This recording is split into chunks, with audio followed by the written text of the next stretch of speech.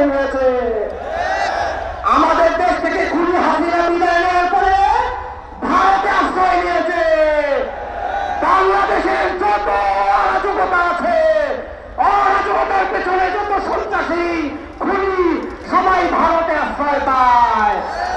সুতরাং এর থেকে প্রমাণিত ভারত আমাদের বন্ধু রাষ্ট্র নয়। ভারতীয় আধিপত্যবাদের বিরুদ্ধে সরকারি ওসমান হাবিকে বলে বুক চিতিয়ে লড়াই করেছেন। আমাদের লড়াই এবং সংগ্রাম চলছে, চলবে ইনশাআল্লাহ। এক চুল ছাড় দেওয়া হবে না। ভারতীয় আধিপত্যবাদের কোন চিনছি আমরা আর কোনায় পড়াতে দেব না। 24-এ রক্ত দিয়েছি, নতুন করে স্বাধীনতা এনেছি। আমাদের এই স্বাধীনতা হাতে দেবো না ইনশাআল্লাহ। প্রয়োজনে জীবন দিব, প্রয়োজনে হাত দেব, রক্ত দিব, করে দেব। তবু আমাদের আধিপত্যবাদীদের কোন চিনছি আমরা আমাদের বুকে পড়াতে দেব না ইনশাআল্লাহ।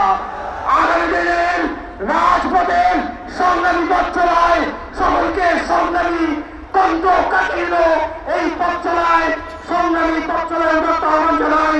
আর আজকের এই সমাবেশ থেকে বলছি, শাহবাগ যেই শাহবাগকে ধারণ করে ভারতীয় আধিপত্যবাদীর যে কালচারাল আধিপত্যবাদ আমাদের উপরে চাপিয়ে দেওয়া হয়েছিল, আমরা এই শাহবাগ চত্বরের নামের পরিবর্তে শহীদ ওসমান হাদি চত্বর ঘোষণা করছি।